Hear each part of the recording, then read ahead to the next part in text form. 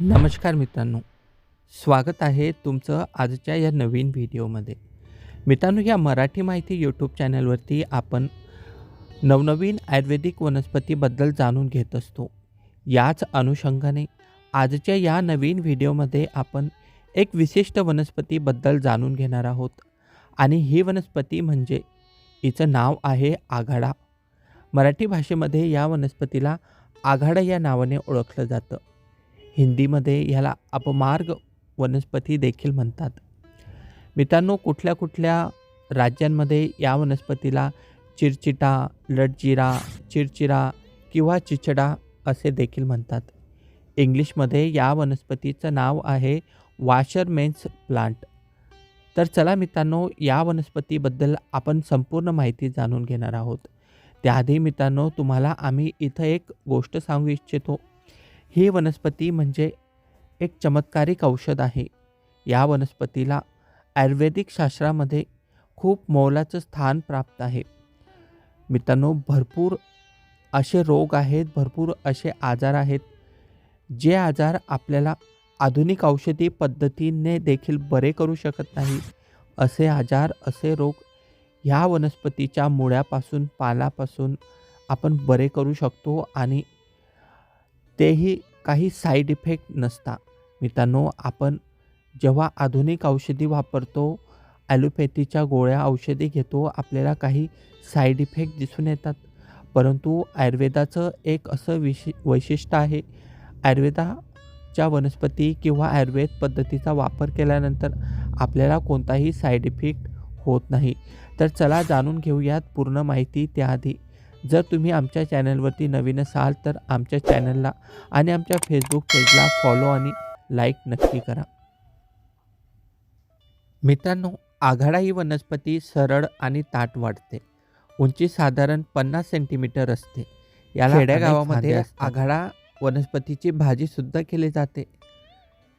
याची भाजी थोडी चवीला कडवट लागते आणि तुरट लागते, परंतु जर भाजी व्यवस्थित शिजवून बनवली आणि कांदा वगैरे टाकून बनवला तर ही भाजी आयुर्वेदिकदृष्ट्या खूप महत्त्वाची आहे. तर चला बघूयात आता आघाडा या वनस्पतीचे फायदे. मित्रांनो, दमाचा उपचार करण्यासाठी आयुर्वेदामध्ये दम्यासाठी ही वनस्पती खूप महत्त्वाची मानली जाते. याच्यापासून दम्यासाठी औषध तयार करण्याची एक विशिष्ट पद्धत आहे.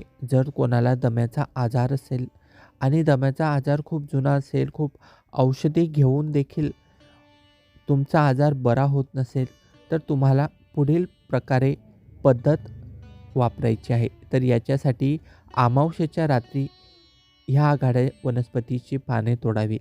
कारण प्रकाशामुळे पानामधील औषधी गुणधर्म नष्ट झालेले असतात. त्यामुळे अमावास्येच्या रात्री तुम्हाला या वनस्पतीची पाने तोडायची आहेत. साधारण 25 ग्रॅम पाने घ्यायची आहेत आणि 2 ग्रॅम याच्यात मिरी घ्यायची आहेत आणि मिरी आणि पाने व्यवस्थित वाटून घ्या आणि वाटाण्याच्या आकाराच्या 6 गोळ्या करा आणि ह्या गोळ्या तुम्ही रात्री झोपण्याच्या वेळेस घ्यायच्या आहेत आणि कृष्ण पक्षातल्या 9मीपासून रोज रात्री एक एक गोळी याप्रमाणे तुम्हाला घ्यायची आहे. मित्रांनो, दम्याचा आजार कसाही असो, कितीही जुना असो, वृद्ध व्यक्ती असो किंवा लहान बाळ असो किंवा जवान व्यक्ती असो, कशाही प्रकारचा दमा ही वनस्पती नष्ट करून टाकते आणि व्यक्तीला एकदम धष्टपुष्ट बनवते. पुढचा फायदा म्हणजे खोकला बरा करण्यासाठी.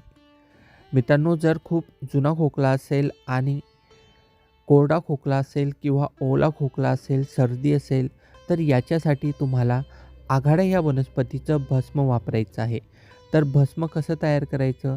तर आघाडा वनस्पतीची हिरवी पाने घ्यायची आणि हिरवी पाने तुम्हाला व्यवस्थित हळूहळू त्यांना जाळायचं आहे आणि एका तुम्ही तगारीमध्ये जाळू शकता किंवा आघाड्या वनस्पतीचं भस्म तुम्हाला एखाद्या आयुर्वेदिक मेडिकलमध्ये देखील मिळून जाईल.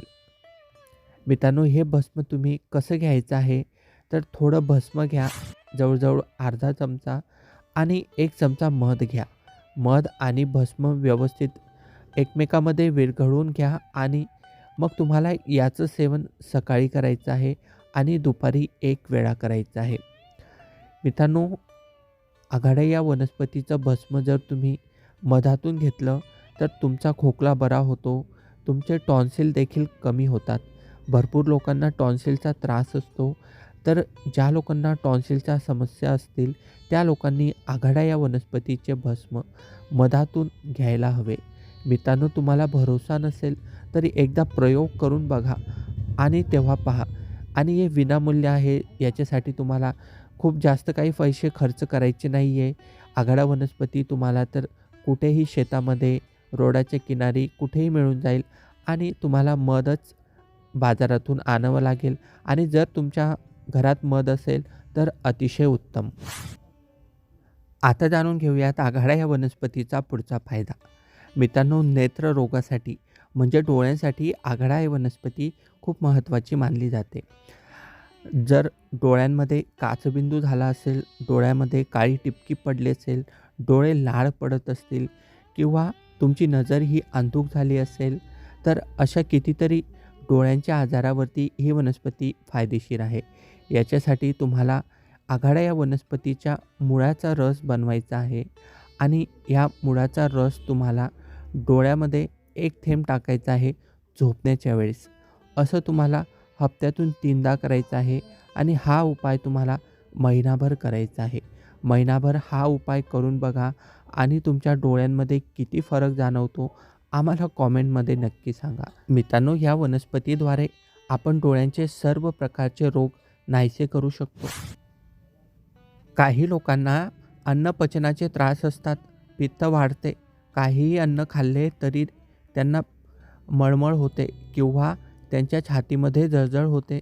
तर अशा प्रकारची ॲसिडिटी दूर करण्यासाठी देखील आघाडा ही वनस्पती खूप महत्त्वाची मानली जाते. याच्यासाठी जेवणाच्या आधी व्यक्तीला आघाड्याचा काढा अर्धा कप प्यायला द्यायचा आहे आणि जेवणानंतरही देऊ शकता. जेवण केल्यानंतर जर आघाडा वनस्पतीचा काढा घेतला तर याच्यामुळे तुमच्या पोटातील आम्ल कमी होते. जलोदरमुळे पोटाला सूज आली असेल किंवा इतर अवयवामध्ये काही कारणांनी सूज आली असेल तर आघाड्याची राख, पाणी व गूळ एकत्र करून द्यावी. त्यामुळे सूज उतरते. त्या राखेत पाण्याऐवजी गोमूत्र घातले तरी देखील चालते. गळवे लवकर पिकत नसतील आणि ती वारंवार होत असतील तर त्यावर आघाड्याची पाने बारीक वाटून त्यामध्ये तेल, हळद घालून गरम पेटीसारखे गळावर बांधावे. म्हणजे गळवे लवकर बरी होतात. बऱ्याच व्यक्तींच्या विशेष म्हणजे घाम जास्त येतो काही व्यक्तींना. अशा व्यक्तींच्या मानेवर, छातीवर, पाठीवर, चेहऱ्यावर पांढरे भुरभुर डाग पडतात. त्यातून कोंडा पडतो, त्याला शिंब म्हणतात. त्या शिंबास आघाड्याच्या क्षाराचे पाणी घालावे, यामुळे ते शिंबे बरे होतात. तर मित्रांनो, असे कितीतरी फायदे आपल्याला ह्या एका वनस्पतीपासून मिळतात. तुम्हाला जर ही माहिती आवडली असेल तर ह्या व्हिडिओला इतरांना देखील शेअर करा. धन्यवाद.